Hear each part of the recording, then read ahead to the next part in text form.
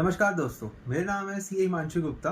बहुत सारे लोगों का सवाल होता है कि जो उनके परचेज के बिल होते हैं, उसमें जितना आईटीसी उनका शो हो रहा होता है, उतना आईटीसी उनके जीएसटी के पोर्टल पे शो नहीं हो रहा होता है। इसका मतलब कि वो जितना आईटीसी उनके परचेज के बिल पे शो हो रहा है, उतना वो बेनिफिट अपने जीएसटी में नहीं ले पा रहे होते हैं। मान लीजिए किसी महीने उनके 10 परचेज के बिल्स हैं और उसमें 50,000 का आईटीसी शो हो रहा है, लेकिन जब जीएसटी की रिटर्न फाइल कर रहे हैं अपनी, तो उसमें उनको बेनिफिट वो ले पा रहे हैं सिर्फ 40,000 का। दैट मीन जीएसटी के पोर्टल पे 40,000 का आईटीसी शो हो रहा होता है।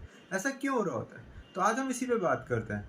तो दोस्तों, जनरली ऐसा इसलिए हो रहा होता है कि काफ़ी सारे केसेस में जो सप्लायर है, जिससे हम माल खरीद रहे हैं, जिससे हम माल परचेज कर रहे हैं, वो अपनी रिटर्न्स, सेल्स की रिटर्न टाइम पे फाइल नहीं कर पाता है।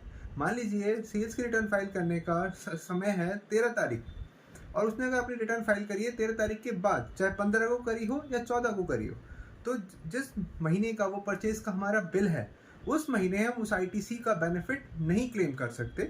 यही कारण है कि हमें आईटीसी का अमाउंट जो हमारे परचेज का बिल है, उससे कभी कभी डिफरेंट शो हो रहा होता है हमारे जीएसटी के पोर्टल पे।